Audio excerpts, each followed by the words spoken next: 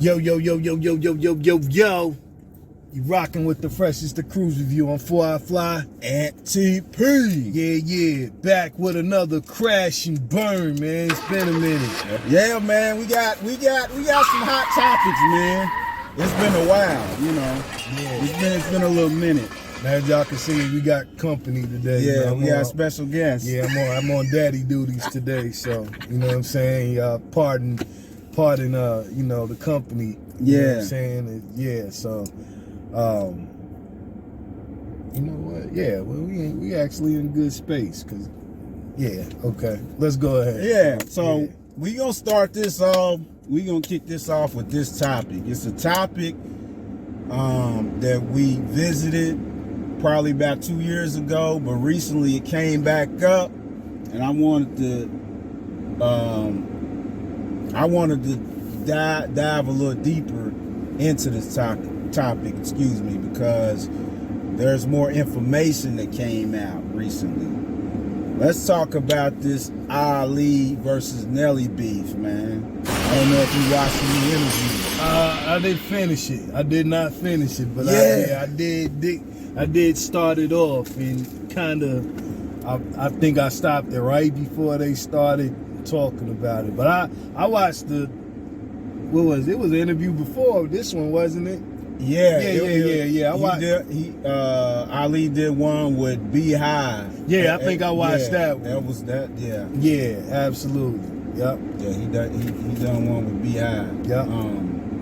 Yeah, man. Let me start out by saying this, man. Hey, man, we knew Nelly was a fraud. We knew he was a fraud. I've been knowing it since he came out. It ain't no shock to me, you know what I'm saying? Shout out to Ali. You know, as you know, we end up finding out that 90% of their album, Country Grammar, and I think the next 2 or 3 albums, your boy Ali wrote those albums. Oh, wow. From the song Country Grammar, well, the song Country Grammar was broken down into each one of the Saint Lunatics verses. Like it was one verse from Ali, one verse from Murphy Lee, one verse from Keywan, one verse from some of the other cats in Saint Lunatics. And basically they chopped up each part and put it into one song. Oh, that's how Country Grammar was created.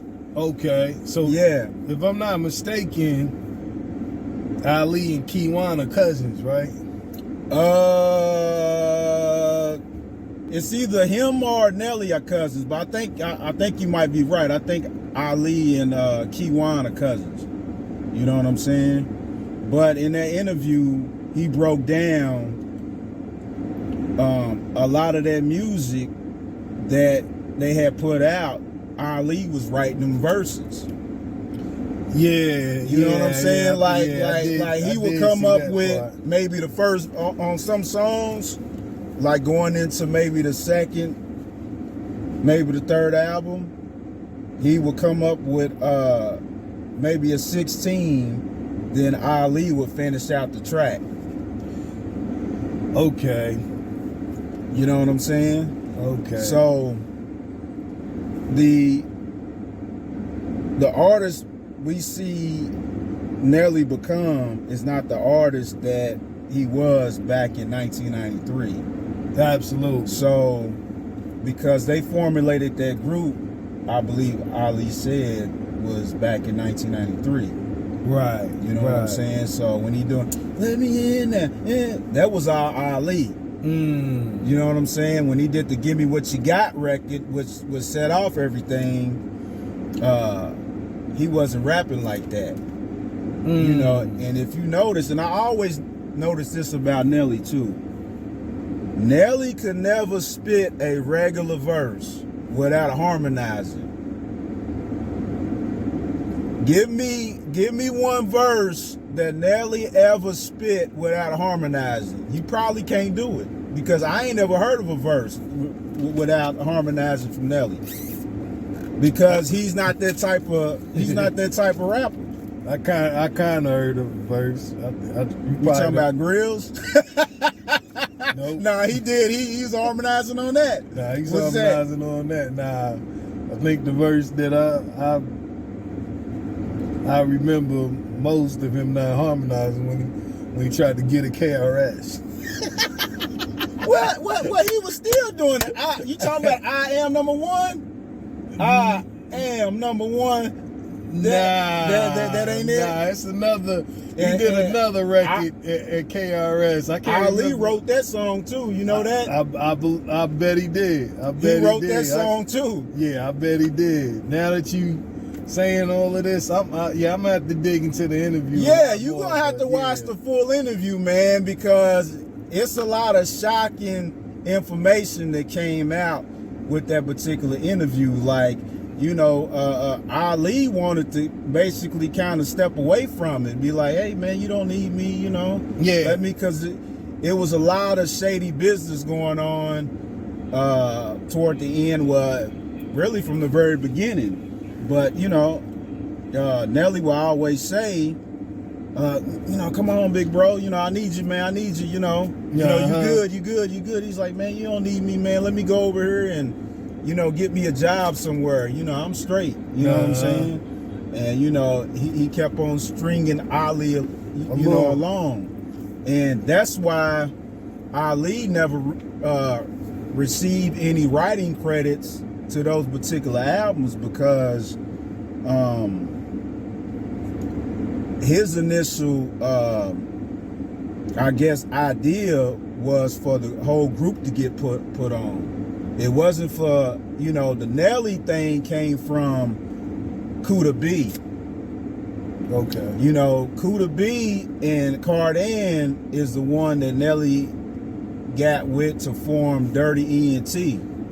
Garland from Harlem? I think so. Now I ain't 100% on that, but when Ali was saying Garland, that's who I'm thinking about too, because he said he had done an interview talking about a situation that happened in the studio where basically on a particular record, he wrote half the record, then Ali wrote the other half. So they going through songs and be like, nah, I wrote that. Well, I wrote something. Yeah, because Ali was Ali and Garland was listening to a particular record, and Ali was like, yeah, I wrote that part right there. That's the part I wrote. Then Garland came back and said, yeah, I wrote that part right there. So he was going to both artists. There she go.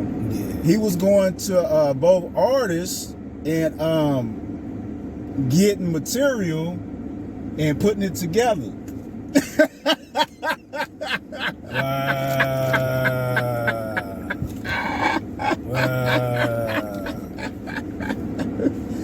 It makes a lot of sense. A lot of sense. Yeah. So your boy Nelly, he's not the artist that people pumped him up to be. You know what I'm saying? Wow. So your whole so your whole style is chump. Who said that? So your whole style is chump.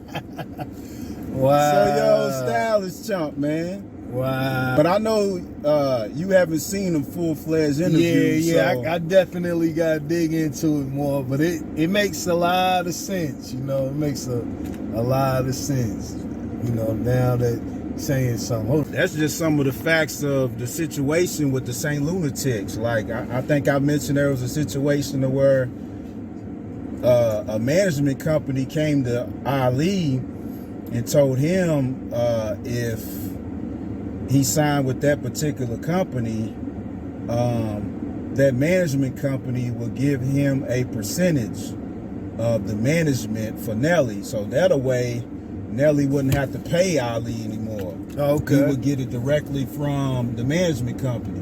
And Nelly went behind his back and backdoored the situation and ended up signing with the company anyway, to where Ali couldn't get paid.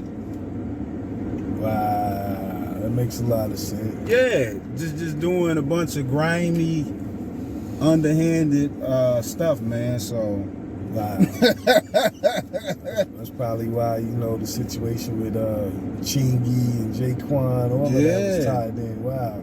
Crazy, yeah, man. Yeah, you find out who people really are, man. You know, crazy, man. Yeah. It's sad because, you know, they was a pretty good, you know, group for what it's worth. You know what I'm saying? Mm-hmm. I know me and you really wasn't into that music. Nah.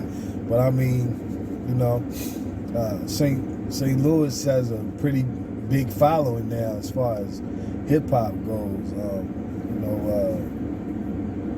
there's a track started DJs and all of that. You know what I'm saying? They got a real big underground hip hop following there, man, with some nice MCs. That's kind of, you know, unexpected. Even a lot of people from up top that recently moved down to St. Louis and all of that, man. You know, so they, you know, it's really sad, man, that, you know, all of those particulars, man. I did see how, you know, he was influenced, you know, by, you know, a lot of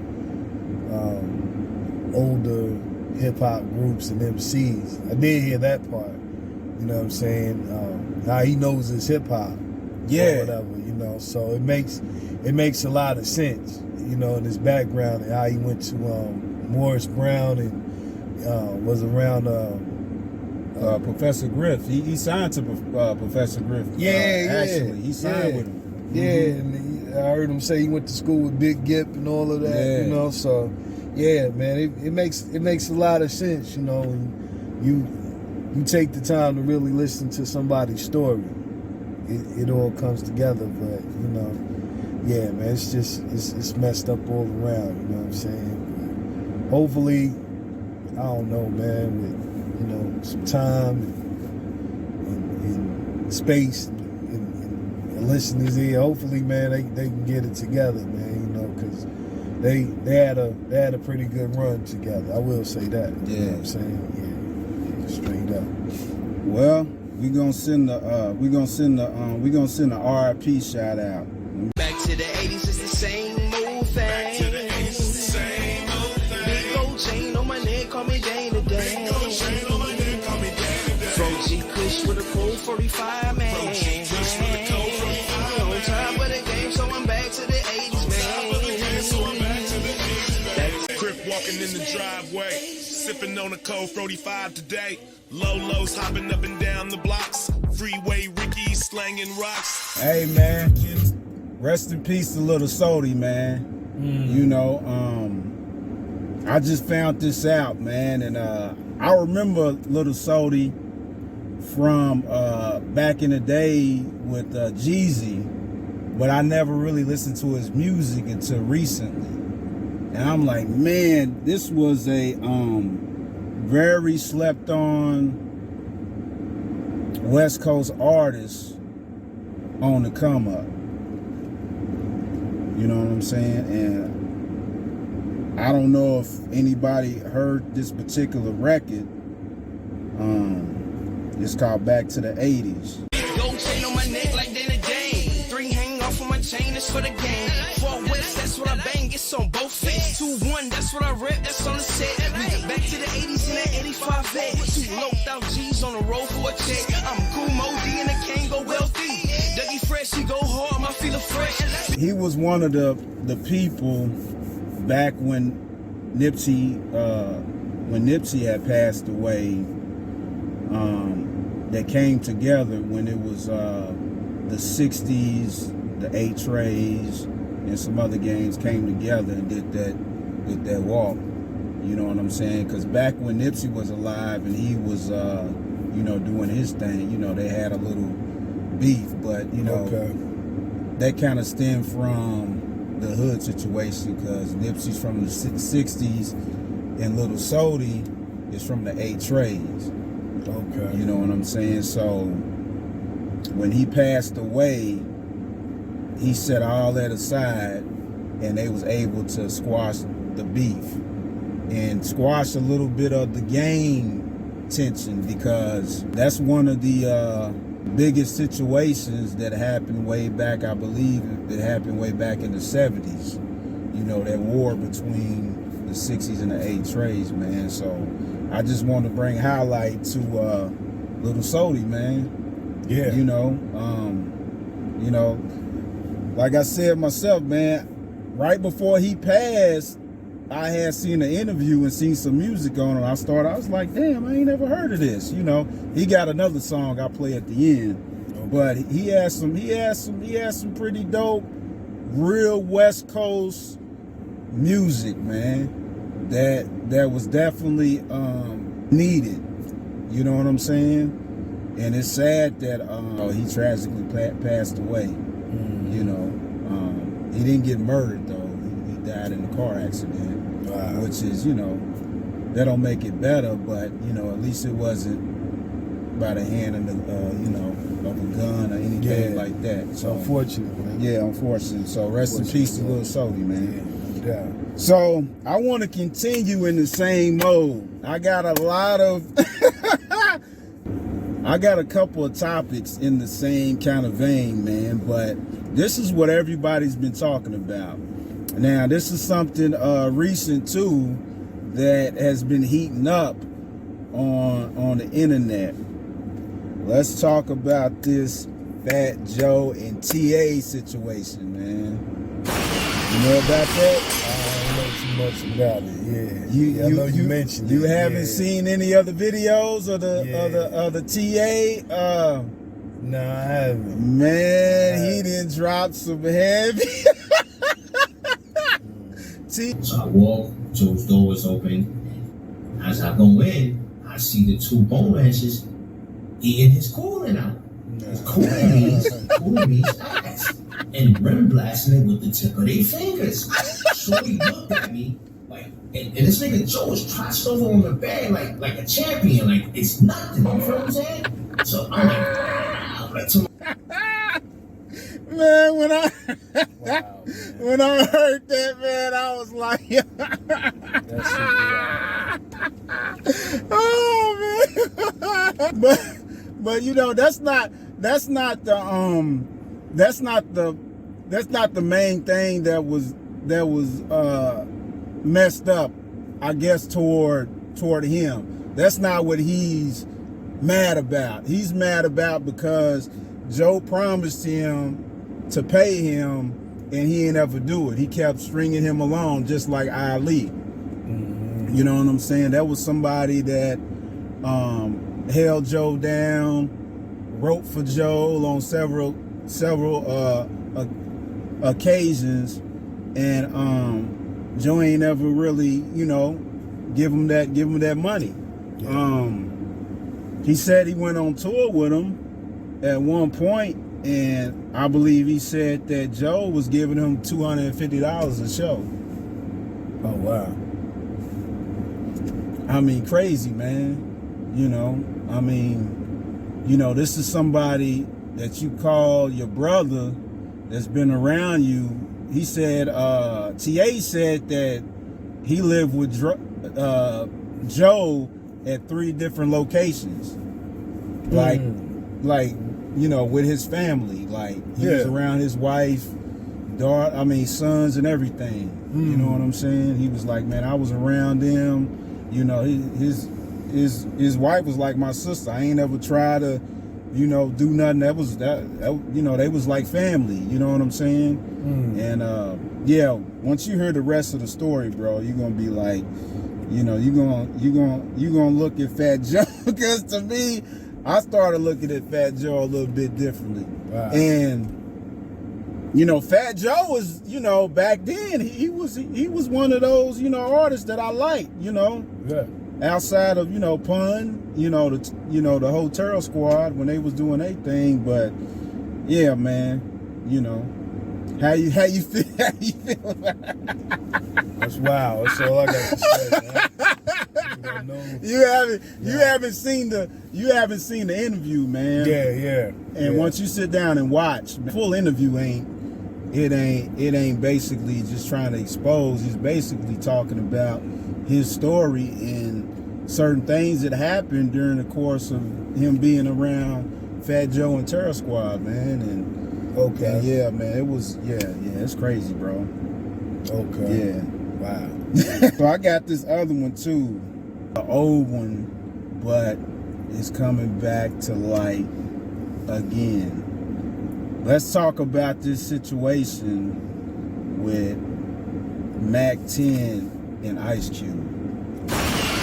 Yeah, I seen some stuff. I didn't get a chance to dig into it like I wanted to, but I did see some stuff. Yeah. With that, yeah. Well, I listened to the story. Well, I think of some of what Ice Cube said, but then I heard what Mack 10 said about it. Okay. And Mack 10 says how the riff really, how the fallout really began was they was on tour, Mm-hmm. and his brother-in-law, Ice Cube's brother-in-law, was making diss records on Mack 10. Okay. So Mack 10 went to Cube several different times, was like, man, you need to check your people. You need to, what's up? You need to do something about that. And, Ice Cube would tell him, man, I got it, and kind of just brush him off. Yeah. So one, I guess, particular day, they was at a venue or something, and I guess Mack 10 people got a hold of his brother-in-law and beat him down, But like Mack 10 said, I went to Cube several times about it. Yeah. How many times you want me to come to you about, like, look, he, what's up? He's coming around us. You got, he's around us dissing me. Me and you working together. I remember Mack 10 did an interview, and they asked Mack 10. He was like, okay, what was you doing if your wife came to you? Your wife came to you about, your brother-in-law, this and that. And Mack 10 said, hey, I would have told him my brother-in-law can't mess up my money. Yeah. And I felt that I felt that that's the way Ice Cube should have handled the whole situation with him and his brother-in-law. If his brother-in-law didn't like Mack 10, he shouldn't have came around, point blank, period. Yeah. He should have just stayed at home, man. Absolutely. Yeah, so Wow. So that's my take on that situation, man. What do you think? Wow. That's messed up, man. Because they got a lot of history together. I know Dub C's caught in the middle too, so Yeah. you know what I'm saying? It's jacked up all together, man. Yeah, and nobody never knew the whole story until recent. That's why I brought it up, because it recently came back out, you know what I'm saying? And the actual story came to the forefront, you know what I mean? Because didn't nobody really know why they split, We thought it was little, riffs about business, Yeah. That's part of it, but the real reason was that situation that happened with Ice Cube's brother-in-law. That was the real reason. It's unfortunate, man. Yeah. Let's talk about this Diddy giving back publishing to everybody. How you feel about that? I think it's a great thing, man. You know what I'm saying? I guess in a way he's trying to take his power back. You know what I'm saying? But yeah, in the same way, I guess he's trying to let his power go. So you know what I'm saying? It's kind of like a what you gonna say now kind of thing, right? In the same essence of Nas. You know what I'm saying? People saying, well, Nas, he spit, but he ain't never got no good beats. Yeah. When he got hit, what you gonna say now? You know what I'm saying? So, yeah. I mean, with all the, stuff Diddy's done and people say it's bad, you know what I'm saying? As much bad as people say he's done, Diddy's done just as much as good. You know what I'm saying? Especially, during, the time when the West Coast had music on lockdown. Diddy's hand really played the big hand in bringing, music back to the forefront in New York. People don't give his credit with that. You know what I'm saying? they don't give Diddy his credit when it comes to even Outkast alone in the South. You know what I'm saying? Yeah. Directing some of those videos and stuff. He played a hand in that. You know what I'm saying? So, as much as you dislike this dude, you gotta respect him at the same time. You know what I'm saying? I mean, with all these situations, with look at LOX and what they went through and where they at with him now. Look at how Mace felt. Yeah. I mean, you gotta respect them as much as you disrespect them. You know what I'm saying? So I think it's a great thing, man, that he did that. You know what I'm saying? Hopefully some goodness can, come out of it, man, because, with all of these tours and stuff, look at 50 touring, blowing it up with records that was out 20 years ago, getting paid like he just released records in this decade. Look at that. Look what he's doing. So I'm sure, man, you know what I'm saying, there's people that still want to see Diddy on tour and all of his artists, it'll be great, for that to happen. So hopefully something even greater will come out of it. That's how I see it. You know what I'm saying? Wow. Yeah, definitely. Yeah, man. I think that's very, let's say, a very generous effort from Diddy. You know what I'm saying? To to do that. You know what I'm saying? Because that, to me, he's setting a trend of empowering, the artists. You know what I'm saying? Yeah. We at a time in a space where really you don't really need a record label. To be honest. You know what I'm saying? It's so many platforms to really put your music out of there. And so I think he's setting the trend, man. Absolutely. Shout out to this is gonna make bro. shout out to Irv Gotti, man. The reason why I say that, man, cause I watched the new interview he done, and he's trying to come out with a network for hip hop, basically. Yeah. You know what I'm saying? So I think that's a dope idea. Absolutely. You know what I'm saying? And I hope he gets what he needs to get to do that. Yeah. You know what I'm saying? That's another win for hip hop. Absolutely. So anybody that's trying to, push the culture forward in a more bigger, broader effort, man, I give him the shout out. Absolutely. Yeah. So man, well, I got two more. I don't know if you've seen it. It's something that I think I sent to you a while back. I don't know if you had a chance to look at it, but this Billy Garland interview, aka Tupac's father. Yeah, I actually did get a chance to dig into that one. That was a really good interview, man. Yeah. Really good. Yeah, that was, and we found out a lot from his perspective of what actually went on. Absolutely. And it's crazy that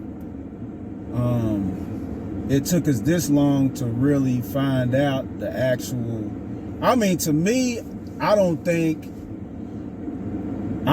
this man is lying about anything that he said on that interview. Nah, it don't seem like it. I think he was 100% truthful about his relationship with Tupac, which finding out that Tupac actually wanted a relationship with him. Yeah. Outside of what we thought the music had said. Yeah. And outside of what he was told, because word had it that they said that he was dead. Yeah. Yep. He talked about that on the interview. Then he talked about his mother, man, and there was a lot of stuff, rest in peace to his mom, but Yeah. there was a lot of stuff that we didn't know about their relationship and her relationship with Billy Garland. Yeah. And the fact that his mother was never satisfied at some points with whatever Tupac gave her. That was very shocking, man. Yep. And that's something that I would say a lot of people needed to hear, man, because oftentimes the dad is always looked at as the bad guy.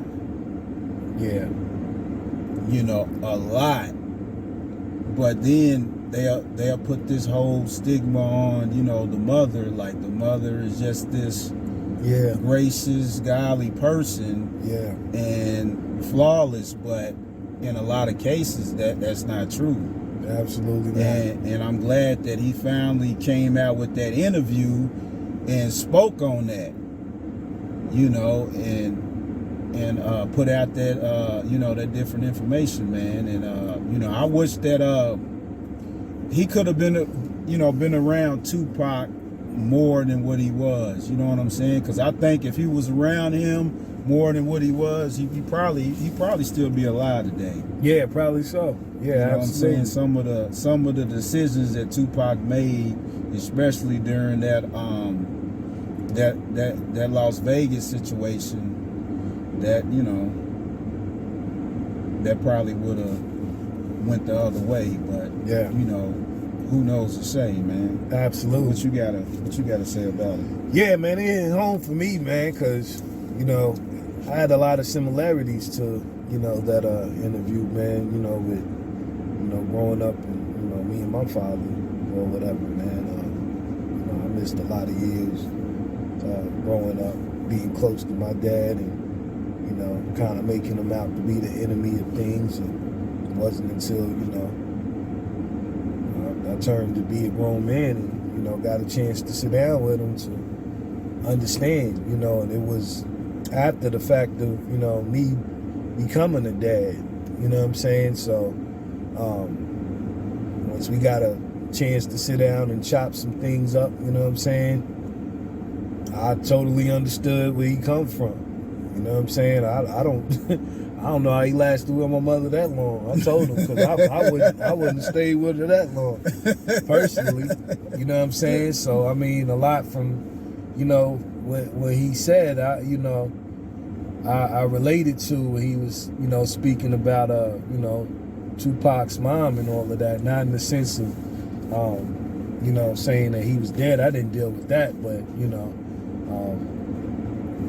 I had to grow up in a different state and different region from my father. You know what I'm saying? I knew exactly where he was. I know exactly who my father was, but it was just the situation of not knowing really what happened between him and my mom.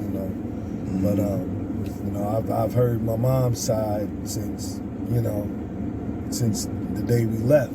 I just didn't hear my father's side, so, like you said, I think if he was around him a lot more, it definitely would have been, a changed behavior in Tupac. I definitely believe that, especially with him being, so close to the Panthers and having a hand in that, Yeah. I think it would have been, some changed behaviors. And he also mentioned a lot about Big too. Yeah. Which was surprising, and it just, shined the light on Big and who he was, you know what I'm saying, and not being so envious, how people was just, just so envious behind the scenes. And I know Ed Lover said it, but just to hear somebody on Tupac's side actually say that Big didn't have anything to do with it. Mm-hmm. It really says a lot, man. You know what I'm saying? So, it was really a positive interview, man, that I really respected, man. You know what I'm saying? From the grown man's sense. A lot of brothers and, you know, men need to really watch that video. A lot of grown women and sisters need to watch that video. Yeah.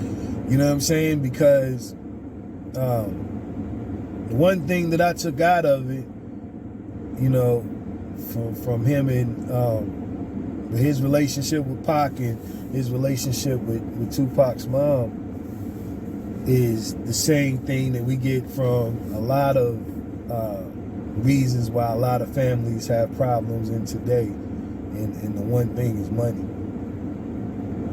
You know what I'm saying? Money really breaks up a lot of households. And he didn't even want nothing. You know, he was, you know, he even said Tupac offered him different cars. He said he could have took, you know, a couple of those cars and he didn't take nothing. You know, he just wanted a relationship with his son, you know, and that I believe that, man. A lot of people might look at that and say, oh, he's just saying that because he was on camera. I didn't get that sense from him. I really got the sense that, you know, he was really telling the truth by, you know, the things that he was saying. He was really down to earth, you know what I'm saying? And it really just, it really shed a light on, you know, another factor of Tupac. You know, we always hear about, you know, the aggressive side of Tupac. Well, you know, his side he really showed, you know what I'm saying, the softer side.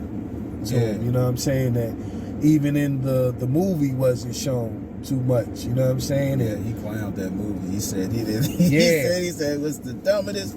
He said it was the dumbest fucking movie. Yeah, straight up. He didn't like that movie at all. Yeah, man. They, you know, if there's gonna be another documentary or movie, that's the side they need to touch on. You know what I'm saying? Because, you know, Tupac had a lot of sides, but that side is not highlighted at all when it comes to him. Nah. You know, something else that he put out there that we didn't know about is that he was around Tupac during the time he was in Clinton, during the time he got shot at Quad. Yeah. We didn't know nothing about that. Yeah. We didn't hear nothing about it. Yeah. We didn't know nothing about it whatsoever. So, you know, that really it really sheds light into which is why I said that a lot of black men as a whole needs to really see that interview, because, you know what I'm saying, it's a lot of it's a lot of that now, where, you know, single mothers kind of shun their son from having a relationship with their father because of something that they mad at. Yeah. You know, and that, man, let's just be honest, man, that's corny. Yeah, absolutely. That's the corniest thing ever, man, to take your feelings out on your child because you feel a way about a person, man. That's something in the black community that we got to stop. So, you know, it's a lot of room in education when it comes to hip hop, and that's one of the best interviews that could be used for educational sense when it comes to hip hop. That interview, man, in a lot of ways, because a lot of people either they have faced it and went through something like that, or it's something that they're going through.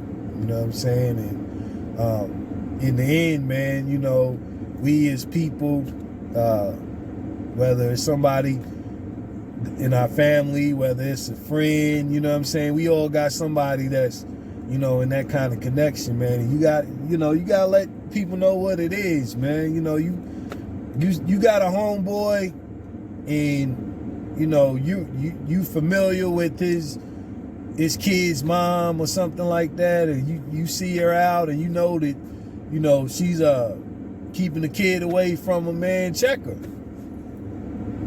And vice versa. You see a dude out, you know what I'm saying, and you know that he has a child by a woman that's a good woman, and she's working hard, providing for a child, working 2 to 3 jobs, and he don't pay no child support, you know he don't spend no time with his child. He don't do nothing to try to help her. He don't get no school clothes or nothing. Man, check him. Yeah. That's something, man. You know, I've always been an advocate for bro. No, you know what I'm saying. I cut family members off for that reason alone, man. You know what I'm saying. I don't want, because it's in the Bible, man. A man that don't take care of his family is worthless. Yeah.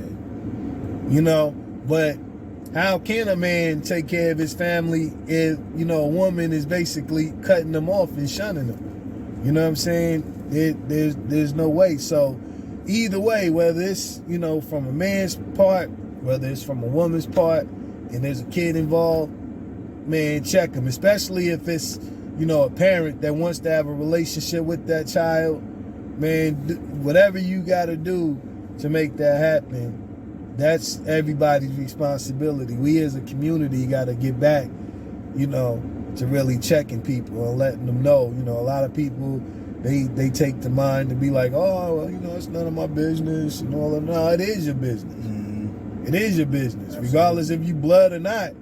You know what I'm saying? You don't have to be somebody's uncle or aunt, you know, to really take that course. You know, if you know that person, if you spent, you know, years around that person, guess what? You automatically an aunt. You automatically an uncle. You know what I'm saying? Let that person know, hey, man, you know, I ain't trying to get in between what y'all got going on, but let that man or, you know, help that woman out with their child, straight up. So, you know, much respect to him for that interview. Yeah, so we got one more, man. This is something that really ain't got to be touched up on because I think it's bullshit. You know, I end up watching a small interview last night. Yeah, touching on this subject, and I think you might know where I'm going. Let's talk about this Bimmy snitch allegation situation. I ain't hear nothing about you that. You hear nothing about that? I ain't hear nothing about this one. Nah. Yeah, this has been a big thing for the past couple days, man. For the past week. Yeah, for the past week. So I did my research. I went to the horse's mouth and got the backstory on this particular allegation that I guess a YouTuber had put out there, basically. You know, Bimmy said it stemmed from a situation. It was something that happened in Queens. This was probably 20 years ago. That somebody ended up getting killed at a outside of a basketball court where Bimmy was playing ball at. Okay. And the guy that got in trouble for it basically had did a pro se or something. I guess what do you call it? Not a refoul, but he's yeah. Excuse me, I can't think of the actual terminology when you challenge your case or whatever. But anyway, retrial. No, not like a retrial, but he filed some paperwork to try to turn over his his case. Okay. Yeah.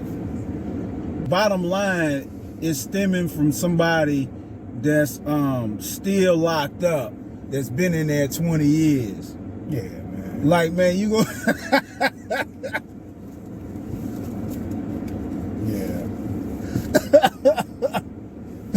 Once I heard the backstory of it, because Bimmy has shouted out, a few people that he messed with in the YouTube blog arena, which was Mikey T, 10 Toes Down, and I think he mentioned Hassan Campbell. Yeah. He did mention he was cool with Haitian Jack. He did say that. But he said a couple of those guys got problems with each other, and they was trying to put him in the middle of it, basically. Them? Yeah. That it's a guy called Zip with the Drip. Yeah. I know You Zip. know, I don't know that dude, but Yeah. But yeah, man, that actually came out with it. But you know, shout out to Bim, because when I heard the allegations, I was like, man, let me look at this stuff. And you know, y'all coming out with this so-called paperwork. Why y'all taking 20 years to come out with some trash? You know what I'm saying? Because it's the new fad. That's what. It's the new fad, man. You know, especially with the documentary that came out, the Supreme Team. Bimmy wasn't part of it. You know, it's like, okay, well, yeah, but I mean, truth is gonna reveal itself. You know what I'm saying? Truth is truth, man. And everybody back in home, man, they know how Bim rocks. You know what I'm saying? Yeah. Bim ain't got nothing to hide. He said somebody told on me. So what do I look like? Yeah, exactly, man. You know what I'm saying? Behind the scenes, we know, man. Shout out to Bim. Yeah. Shout out to Bimmy. We know how Bim get down. You know what I'm saying? I mean, it ain't like you said, 20 years ago, man. Something would have came out by now, man. And for the people, you know, that rock with Bim, come on, man. Everybody stand up. So ain't nobody just gonna go for nothing, all in all. You know what I'm saying? That goes from Russell all the way down to, you know what I'm saying, LL. That goes to all of them. But shout out to Bim. But hold up, man, because I gotta throw one in here, man. You got some. Yeah. I gotta throw one in here, man. And it's actually you know good to end it off with, man. Okay. You know what I'm saying? I'm a very big fan. I'm a very big advocate of many podcasts, man. You know what I'm saying? This one in particular, you know what I'm saying? I'm a real big fan of. You know what I'm saying? I watch it all the time, man. But this one interview, man, threw me off for a lot of reasons that, you know, hit close to home, man, you know. And it hit close to home for a lot of reasons. I know a lot of people that know me personally probably, you know, think because, you know, something was mentioned, but it's not that. But we gotta really talk about it, man. We gotta talk about, you know what I'm saying, my expert opinion in this Ja Rule interview. Ah, man, I was gonna say that one for a Kruze conversation, man. Yeah. I was gonna say that one. Yeah. Well, yeah. That's gonna take a while. Yeah. Cause I want to get into some. Yeah. Straight up, man. Oh, we can still do it, but you know, well, it's a lot of. Well, the only thing, from my perspective, the only thing that I seen wrong with that interview was that one piece that Bigger was trying to get off. Bigger was basically, there was a question of, now I may be paraphrasing, why 50 Cent got in the game and got so hot in the game. And Bigger was trying to tell Ja Rule that it wasn't Get Rich or Die Trying that got him hot. That's not what got him hot. It was the mixtapes. Him flooding the mixtapes is what got him so hot. It was the mixtapes. Yeah. It was not, 21 Questions and all that. It was the actual mixtapes and how he was able to take people's beats and make actual songs with them and flip the whole mixtape game. Yeah. You know what I'm saying? That's what made 50 Cent hot. Yeah. And that's what everybody rallied behind 50 for. Right. Was basically because of that. And Ja Rule, he wasn't doing that. He went totally mainstream. Yeah. With his music. Yeah, man. Shout out to Bigger, man. Bigger's really stand up, man. He really is for a lot of reasons. Not, that one as well, but a lot of other ones, man. But like I said, man, I'm a big fan of the show. You know what I'm saying? I'm a big fan of everybody on there. But one thing that that I do dislike that needs to be mentioned, and this goes for all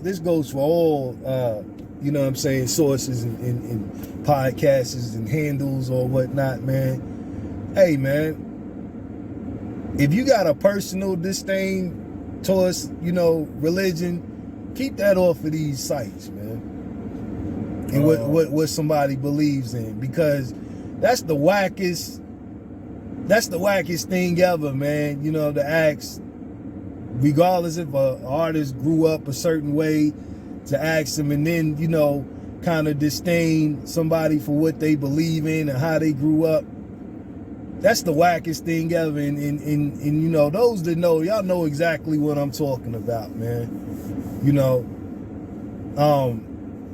Ja in general, man, I got a lot of respect for Ja, but I understand why, 50 feels the way he does, because it's still a lot of whack that goes on with it. Especially, him talking about it, and not just him, Mav too, he's involved too, man. Talking about, growing up a certain way, being involved in, religious effort, in Jehovah's Witnesses or whatever. If that's your view, your personal view, keep your personal view to yourself, man, because everybody ain't grow up like that. Let me tell you something. I'll be totally honest with you. And this needs to be said. I don't care how nobody feel about it either. I grew up Jehovah's Witness. I got a lot of Jehovah's Witnesses in my family. Every Jehovah's Witness didn't grow up the same way as the next Jehovah's Witness. Especially in New York. Everybody ain't grow up the same way. Anybody that knows me, including bro, can tell you. You know what I'm saying? I've always been connected to, the religion. And, look, man, I done some things that I'm ashamed for, that I'm not proud of.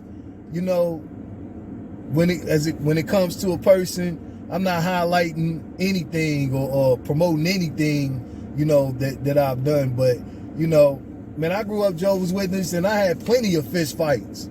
Plenty. You know what I'm saying? Lost a few, but won many. And anybody that knows me personally, one thing that they gonna tell you, whether I was up north or down south, either one, they gonna tell you that, I was a scrapper. You know what I'm saying? I was a scrapper. I had plenty of fights. I done many of things. I sold drugs, stole cars. I did everything. Anything that you can imagine, you know what I'm saying? Other than messing with another man, I ain't done nothing with that. But I done everything out on the street that you can think of.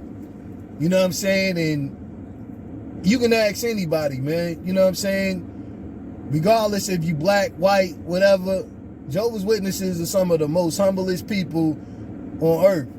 Regardless if you disagree with them or not, you know what I'm saying? They're some of the most humblest people on earth. And just because, your family went through something and you disagree how that is, it doesn't mean that it's like that everywhere. You know what I'm saying? Look, man, let's take this for instance. If you go to a college campus, there's certain rules that you got to follow to be on that college campus. There's certain things you got to do to be on that college campus, to be a part of that school. That goes for anything, man. You know what I'm saying? Whether you Buddhist, whether you Muslim, whether you Catholic, Baptist, if somebody believe in something, don't shun them for what they believe in. That's, you know what I'm saying? That's who they are. But, you know, to bring up a certain, you know, religion and to kind of like chastise a person for being that, you know what I'm saying? And it's like that all the way, you know, all across the world. It's not. Just because that's how you grew up where you at doesn't mean somebody, you know what I'm saying, in Atlanta, Georgia is the same way. It doesn't mean that somebody in California is the same way. It's different everywhere. People, you know what I'm saying, or people. Every person have different backgrounds, and you know what I'm saying, people, no matter who you are, that live on this earth is imperfect. You know what I'm saying? And it don't matter who you are. And that's why I say shout out to Bigger, because Bigger, you know what I'm saying, is the only one that's on there that holds no judgment when it comes to, you know, religious things, you know, being brought up. And he always brings it back to the same foundation, regardless of what artist is on there speaking from a religious course or whatever. He always brings it back to the one source that should be possible to everybody, and that's the Bible. He always, you know what I'm saying? Yeah, I was trying to figure out what happened during the interview. Yeah, you know, it's... You know, I know the beginning, he was just telling his story about you know, him growing up. Yeah, how he grew up and all of that, but... And then he was talking about his mom. Yeah. And how his mom got kicked out. Yeah, exactly. You know. I mean, I didn't really take it as no, you know, disdain. He was just kind of just going over his story. Yeah, well, that's the thing, and see, if you really listen to that interview and how he was talking, and you know, saying that, you know, how he's not close to God and all of this stuff, and then he got locked up. You talking about Ja? Yeah, and then, you know what I'm saying? Ja said he was. He said he's very spiritual. Yeah, he said he's very spiritual, but as far as religious based, he said, you know, he's not religious and all of that stuff. And, you know, they was asking him questions as far as, you know, just trying to highlight, you know, not the religious part, but basically getting locked up and, you know, what books did you read and all of that stuff. And, you know, it always came back to God, and it was kind of like a contradiction if you really listen to it. You know what I'm saying? And then when Bigger asked him questions, because Bigger was the one that didn't show no judgment, and Bigger even said it to all of them. He was like, you know, his babysitter, they used to babysit him. Yes, he was your old witness. He was, you know, and he said, you know, he used to go to the hall, and he didn't show no judgment. Yeah. You know what I'm saying? With that, and it's like, you know, why is every time, you know, there's an artist, when it comes to that, it's like a disdain towards, you know, just that one or whatever. But, you know, when there's another religious base, it ain't no disdain or whatever. Like, that's my biggest thing with it, is like, you know, have that same, you know, outlook and that accountability towards everybody, not just one, because that's how you grew up, you didn't like it, you disagree with it. That's fine. That's perfectly fine. But don't chastise somebody else, because that's, you know, that's how they grew up or whatever, or that's their belief or whatever, regardless of what they believe. You know what I'm saying? I challenge y'all, you know what I'm saying, to get Crazy Bone for an interview and ask him how he grew up, and dive into him being a witness, and asking him his respect that he has for it. I challenge y'all.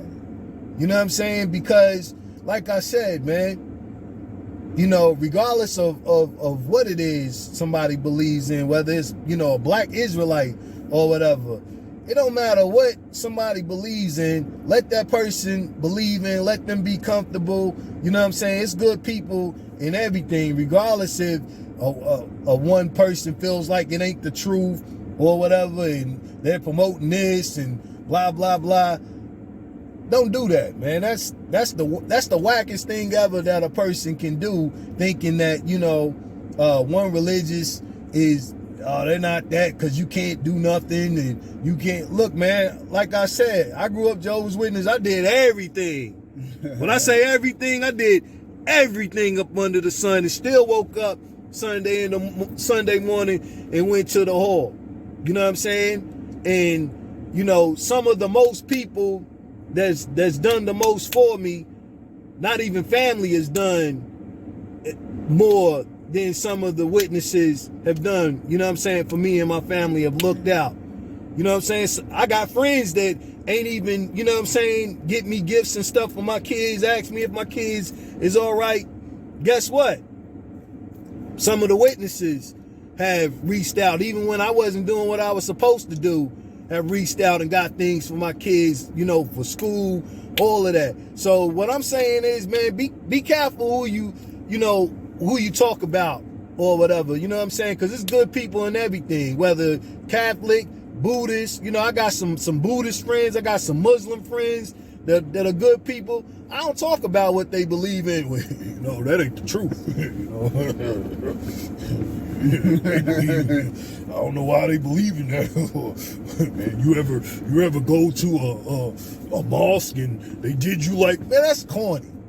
That's the corniest thing ever, man, to highlight that or whatever. If somebody believes in something, let them believe in something and quit highlighting that with artists trying to get the bad out of something to bring darkness over, you know, over a belief. That's the wackest thing ever, you know what I'm saying? And like I said, I'm a big fan of the show. You know what I'm saying? One of my favorite shows to watch, you know what I'm saying, to listen to when I'm on the plane. But you know, I've heard that a couple of times. That wasn't the first time, which made me want to stand up and say something. You know what I'm saying? And to really say that. And that, you know, that really got to me because, like I said, man, I know some hardcore of the hardest.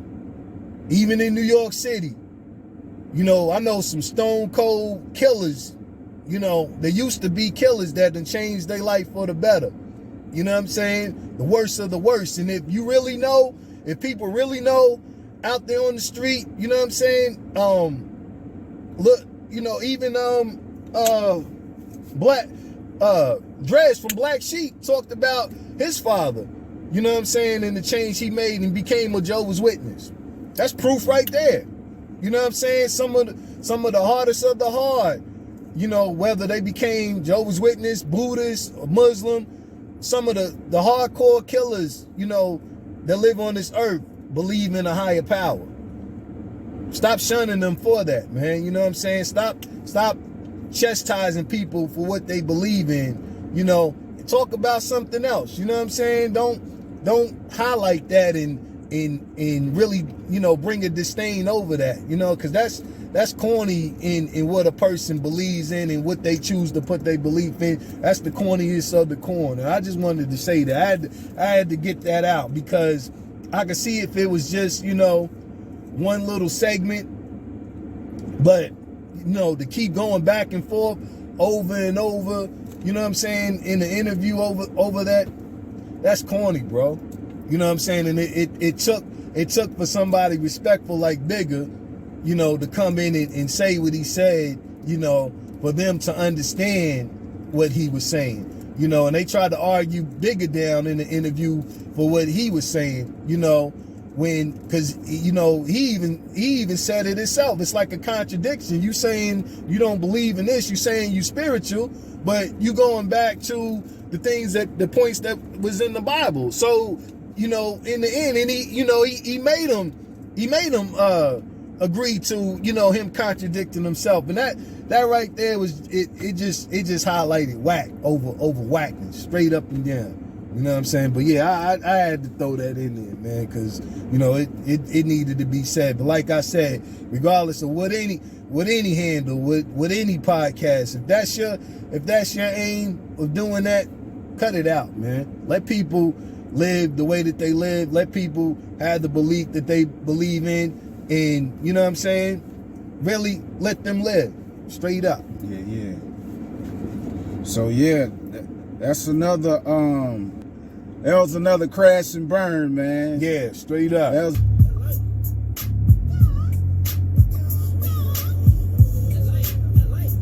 good, man. You rocking with the most. You rocking with the most original right here. Yeah.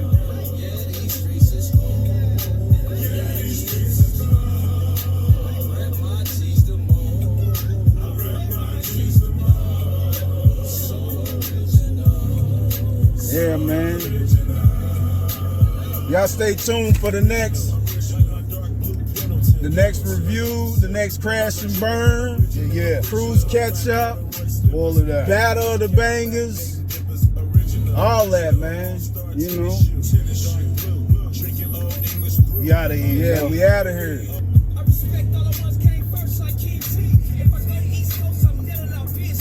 Hold on, let's play that little Sody verse. Rest in peace.